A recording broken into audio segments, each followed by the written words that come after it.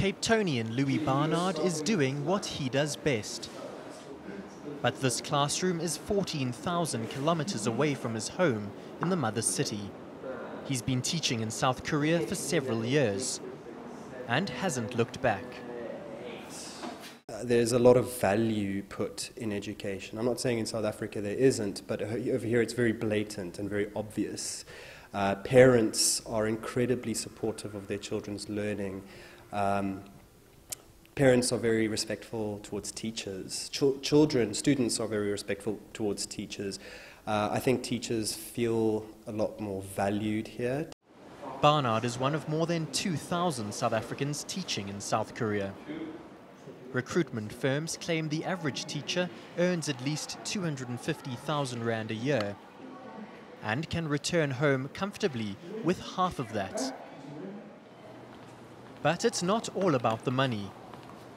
I wanted to experience a new Asian culture and to teach in a country that was very different to South Africa. I had some friends from high school and university who were teaching here before me, and they just said that the teaching experience was amazing. MAMET teaches English at the biggest women's university in the world.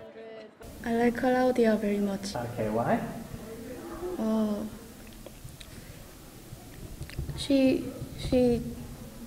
I can understand her English word and sentence very well, and she is teaching very good. In Korea's classrooms, competition is fierce. Usually after school, even students here go to an academy called the Hagwon, where they are expected to do more work. So I would say students do experience a lot of pressure when it comes to performance, to grades, to being high achievers. There's a lot of competition, not just between the students, but between the parents. For most students, studying is a way of life.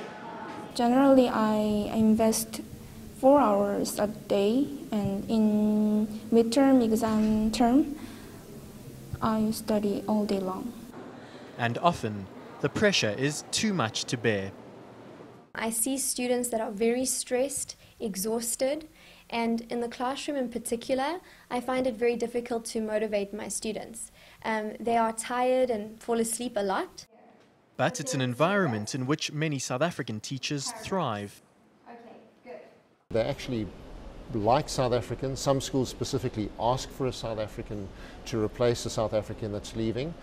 The things that they like about South Africans is that we're culturally very flexible, we're adaptable, we fit in really easily, and there's a lot of similarities, surprisingly, between traditional Korean culture and traditional South African culture. I heard that South African teachers, they are very efficient, and then they are doing a lot in South Korea, not just teaching English, but also I think they are kind of ambassadors, goodwill ambassadors for South Africa, and then they are connecting people. South Korea's success starts in the classroom. Education is a sign of status, and so parents push their children to succeed. And that's why teachers are well paid and highly respected. How many paragraphs do you think it will be? Andrew Derkele, Seoul, South Korea. News that moves. eNCA.com.